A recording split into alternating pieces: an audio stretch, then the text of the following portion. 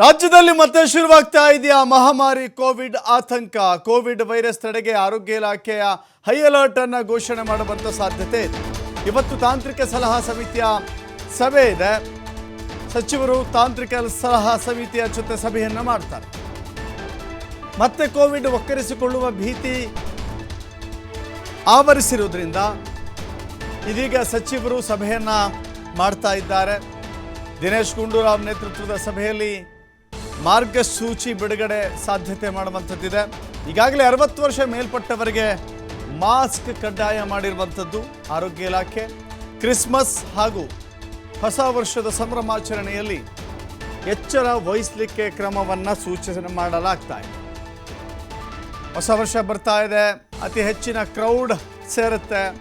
New year ಜೊತೆಗೆ Christmas ಬೇರೆ ಬರ್ತಾ ಇದೆ.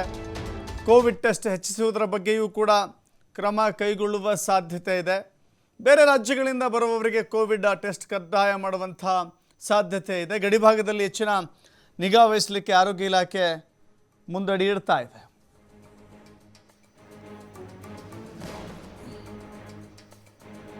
ಕೋವಿಡ್ ರಾಜ್ಯದಲ್ಲಿ ಇಲ್ಲಿಯವರೆಗೂ ಕೂಡ ಪಾಸಿಟಿವ್ ಕೋವಿಡ್ ಉಪತಳಿಯ ಯಾವುದೇ ಪ್ರಕರಣ ಪತ್ತೆಯಾಗಿಲ್ಲ. ಪಕ್ಕದ ಕೇರಳದಲ್ಲಿ ಪತ್ತೆಯಾಗಿರುವ ಕಾರಣಕ್ಕಾಗಿ ರಾಜ್ಯದಲ್ಲಿ ಅಲರ್ಟ್ ಆಗುವಂಥ ಸನ್ನಿವೇಶ ಸೃಷ್ಟಿಯಾಗಿದೆ.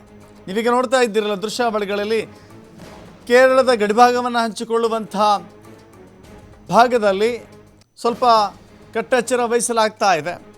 ಆರೋಗ್ಯ ಸಚಿವರು ನಿನ್ನೆ ಕೂಡ ಹೇಳಿದರು, ಕೆಲವಷ್ಟು ನಿಯಮಗಳನ್ನು ಜಾರಿ ತರುವ ಮುನ್ಸೂಚನೆಯನ್ನು ಕೂಡ ಕೊಟ್ಟಿದ್ದರು. 60 ವರ್ಷ ಮೇಲ್ಪಟ್ಟ ಹಾಗೂ ಕ್ರಾನಿಕ್ ಡಿಸೀಸ್ಗಳಿರುವಂಥದ್ದು, ಕ್ರಾನಿಕ್ ಡಿಸೀಸ್ಗಳಿರುವಂಥವರಿಗೆ ಮಾಸ್ಕ್ ಕಡ್ಡಾಯ ಅಂತ ಕೂಡ ಹೇಳಿದರು. ಕೆಲವಷ್ಟು ನಿಯಮಗಳನ್ನು ಜಾರಿ ತರಲಿಕ್ಕೆ ಆರೋಗ್ಯ ಇಲಾಖೆ ಯೋಚಿಸ್ತಾ ಇದೆ. ಹೀಗಾಗಿ ಇವತ್ತು ಸಲಹಾ ಸಮಿತಿಯ ಸಭೆ ಸಚಿವರು ನಡೆಸ್ತಾ ಇದ್ದಾರೆ. ಸಲಹಾ ಸಮಿತಿಯಲ್ಲಿ ಏನೆಲ್ಲ ಸಲಹೆ ಸೂಚನೆಗಳು ಸಿಗುತ್ತೆ ಅಂತ ನೋಡಬೇಕಿದೆ. ಆ ನಂತರದಲ್ಲಿಯೇ ಒಂದು ನಿರ್ಧಾರವನ್ನು ಮಾಡುವಂಥ ನಿಟ್ಟಿನಲ್ಲಿ ಸರ್ಕಾರ ಯೋಚನೆ ಮಾಡ್ತಾ ಇದೆ.